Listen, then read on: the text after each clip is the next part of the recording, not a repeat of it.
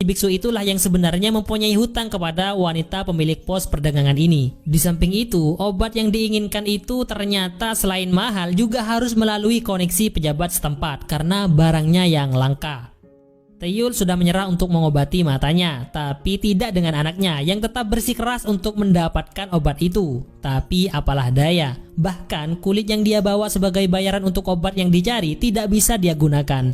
Akhirnya mereka berdua pergi dari sana. Nah, saat keluar mereka berpapasan dengan guru Tai dan anak buahnya. Taeyul menundukkan wajahnya karena nggak mau mendapatkan masalah. Di pos perdagangan ini, guru Tai mengajak wanita pemiliknya untuk bekerja sama dengannya dalam perdagangan budak. Tapi wanita itu nggak mau dan pamit meninggalkan tempatnya sembari mempersilahkan guru Tai dan anak buahnya untuk beristirahat di tempat ini. Saat di perjalanan, Taeyul memberikan sebuah gelang yang anaknya lihat saat pertama kali masuk ke kota ini. Kasih sayang seorang ayah kepada anaknya selalu memberikan kebahagiaan tersendiri, meski Taeyoka bukanlah anak kandungnya.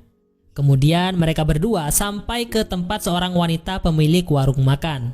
Ternyata wanita pemilik warung itu adalah orang yang pernah menyusui Taeyoka sewaktu masih kecil. Untuk sementara waktu mereka akan beristirahat di sini. Malam harinya, Lee Mukyo memanggil wanita pemilik pos perdagangan agar mencarikannya seorang gadis yang katanya untuk merawat ibu dari Lee Mukyo. Nah, kebetulan wanita itu teringat dengan seorang gadis bersama ayahnya yang datang ke tempatnya untuk mengobati mata sang ayah yang tak lain adalah Taeyoka. Dan rencananya, Taeyoka itu yang akan direkomendasikan kepada Lee Mukyo. Dan di waktu yang sama, Taeyul bermimpi menyeramkan tentang masa lalunya hingga membuatnya terbangun dan keluar dari rumah untuk menenangkan diri. Dan pagi-pagi sekali dia pergi ke suatu tempat. Ternyata Taeyul pergi ke penempa pedang yang dulu membuatkan pedang raja yang diberikan kepadanya saat menjadi pengawal Raja Guanghe. Dia tahu betul kisah masa lalu Taeyul dan gadis yang dia rawat yang tak lain adalah anak kandung Raja Guanghe.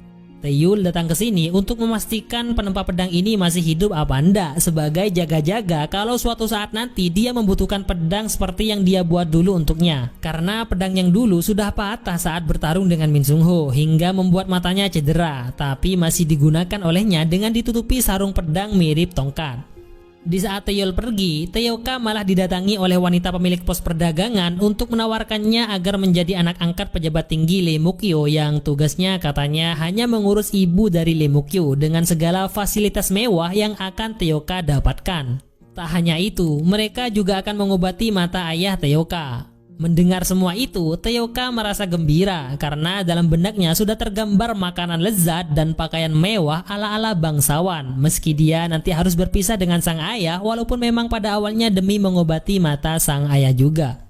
Di tempat lain, Sung Ho membagi-bagikan beras kepada fakir miskin. Dan hal itu diketahui oleh dua orang anak buah Guru Tai yang kemudian membawanya untuk bertemu dengan Guru Tai. Di tempatnya ini, Guru Tai menawarkan posisi tinggi kepada Sung Ho dengan menjadi pengikutnya sebagai prajurit dinasti Sing. Padahal baru saja Sung Ho berhenti dari pemerintahan Joseon, sekarang malah ditawari menjadi prajurit, apalagi untuk dinasti Sing. Awalnya dia menolak dengan halus, tapi kata-kata mantap dari Guru Tai langsung mengenai mentalnya. Dimana ternyata Guru Tai mengetahui masa lalu Sung Ho yang telah menggulingkan raja sebelumnya, yaitu Raja Guanghe yang hingga saat ini masih membayangi pikiran Sung Ho. Ditambah lagi Guru Tai berjanji akan membebaskan para budak Joseon. Selain itu memang gak ada pilihan lain lagi bagi Sung Ho, karena jika dia malah menghunuskan pedangnya ke arah Guru Tai, maka Joseon akan semakin dalam bahaya besar. Kemudian saat Sung Ho kembali ke tempat Lee Mukyo, dia nggak sengaja berpapasan dengan Taeyoka dan dia sedikit mengingat kain yang dibuat tali rambut oleh Taeyoka. Dan dari Lee Mukyo ini, Sung Ho tahu bahwa gadis itu akan dijadikan anak angkat olehnya. Di sisi lain, saat Taeyul kembali ke rumah wanita pemilik warung, dia sudah tidak menemukan anaknya lagi. Dan dari wanita itu, akhirnya Taeyul tahu bahwa Taeyoka dibawa oleh wanita pemilik pos perdagangan. Akhirnya Taeyul langsung bergegas menuju tempat pos perdagangan. Di sana ternyata terjadi sebuah ketegangan di mana 3 orang anak buah Guru Tai membuat takut beberapa pelayan di sana. Dan setelah dihampiri, ternyata mereka sedang melakukan permacuman dengan beberapa wanita pelayan yang saat itu sudah setengah buka-bukaan.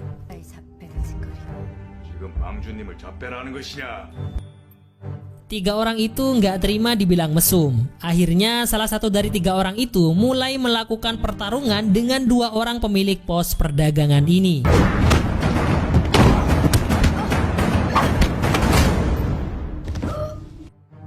Dengan mudah dia membantai dua orang itu. Setelah itu, saat teman yang satunya maju untuk melakukan pembantaian ronde kedua, tiba-tiba Teoka datang dan langsung mengetapelnya dengan batu hingga menggoreskan luka di wajahnya. Jelas marah dong ya orang ini. Tapi saat akan menghampiri gadis itu, tiba-tiba sang ayah muncul untuk menyelamatkan anaknya. Di sini Taeyul nggak ada niatan untuk mencari masalah dengan orang-orang Sing ini. Oleh karena itu, saat dia disuruh untuk bersujud dan meminta maaf, Taeyul benar-benar melakukannya hingga membuat anaknya merasa bersalah. Nah, saat sujud itu, dia masih memberi syarat kepada Taeyul, yaitu jika dia ingin keluar dari tempat ini hidup-hidup, Taeyul harus membiarkan mereka merasakan keperawanan sang anak gadisnya. Bersamaan dengan kemarahan Taeyul, Hwasam yang mengetahui bahwa Taeyul bukan orang sembarangan, dilihat dari caranya memegang tongkatnya layaknya pendekar pedang, langsung menyerangnya. Tapi secara refleks ditangkis oleh Taeyul.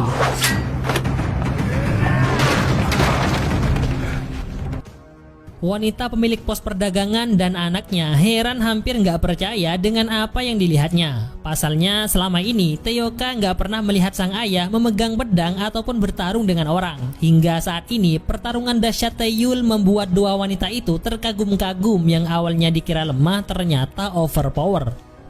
Ternyata dari kejauhan Min Sung Ho melihat pertarungan itu dan akhirnya tahu bahwa sang pelindung Raja Guanghe masih sehat walafiat, yang saat itu mengalahkan Hwasam dengan mudah. Malam harinya Taeyul menceritakan semuanya kepada Teoka bahwa dia ternyata bukanlah anak kandungnya. Tapi emang dasarnya Teoka adalah anak yang baik, dia tetap akan menganggap Taeyul sebagai ayahnya yang akan selalu dia hormati. Namun saat Teoka memberitahu ayahnya bahwa dia akan mendapatkan obat untuk menyembuhkan matanya dengan menjadi anak angkat seorang pejabat, Taeyul merasa sedih dan tidak mau jika harus berpisah dengan Teoka hanya gara-gara ingin menyembuhkan matanya. Apalah artinya sembuh jika nggak ada lagi seseorang tercinta yang akan dia lihat. Keputusan Teoka sudah bulat ingin menjadi anak angkat pejabat dan sang ayah nggak bisa lagi berbuat apa-apa.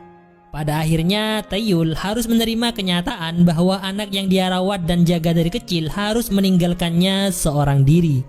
Sebelum pergi, Teoka berpesan kepada wanita pemilik warung agar menjaga ayahnya, dan dia pergi dengan linangan air mata serta membawa gelang yang diberikan oleh ayahnya.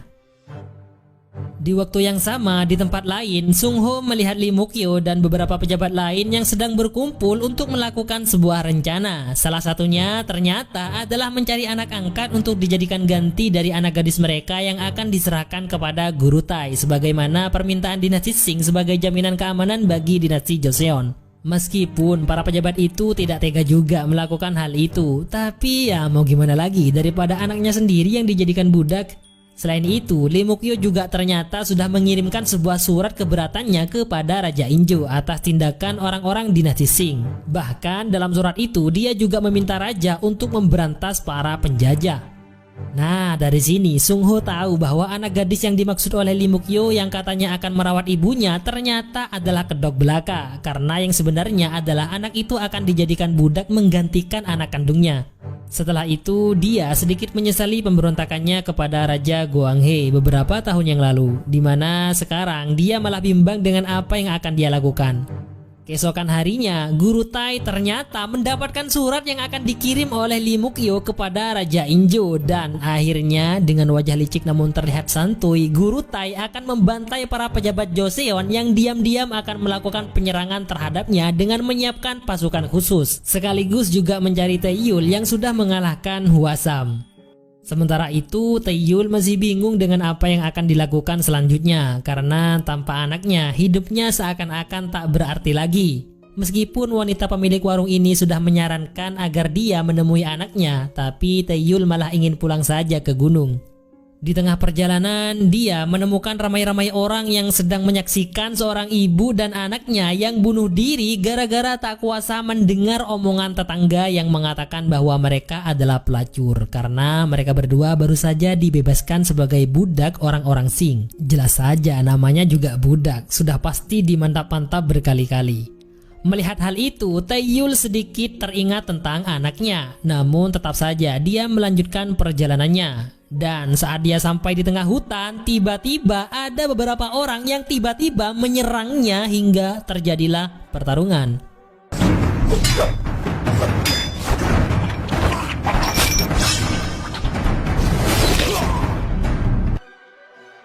Dengan mudah dan cepat, Taeyul mengalahkan mereka. Setelah itu, barulah Taeyul sadar bahwa mungkin saja anaknya juga akan dijadikan budak. Akhirnya, dia pun bergegas menuju pos perdagangan untuk mencari Taeyoka, anaknya. Dan benar saja, malam harinya, sesuai kesepakatan dengan orang-orang Sing yang akan mengambil anak-anak gadis pejabat untuk dijadikan budak, Lee Mukyo sudah mempersiapkan Taeyoka untuk menggantikan anaknya sendiri. Ternyata setelah Lee Mukyo keluar, pasukan guru Tai tiba-tiba datang untuk melakukan pembantaian di kediaman Lee Mukyo ini tanpa sepengetahuannya. Hal itu gara-gara guru Tai mengetahui surat permohonan Lee Mukyo kepada raja agar menghancurkan para penjajah yang tak lain adalah orang-orang dinasti Sing.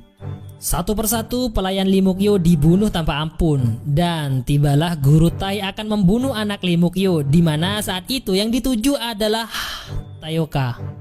Namun salah satu anak buahnya mengenali Taeyoka karena sebelumnya dia diketapel olehnya sebelum akhirnya ayahnya datang. Nah, akhirnya guru Tai tahu bahwa Lee Mukyo ini orangnya licik, menjadikan orang lain sebagai tumbal demi menyelamatkan anaknya sendiri. Tak lama kemudian Sung Ho datang, tapi bukan untuk menyelamatkan keluarga Lee karena dia sudah tahu kelicikan apa yang sudah dilakukan olehnya, yaitu melakukan sesuatu atas nama bangsa dan negara padahal hanya untuk kepentingan pribadi. Parah. Sementara itu, tak jauh dari kediaman Lee Mukyo, pasukan guru Tai juga sudah membantai tempat pos perdagangan untuk mencari Taeyul dalam rangka membalas dendam atas kejadian sebelumnya. Dan saat itulah muncul Taeyul dengan serangan langsungnya kepada Hwasam.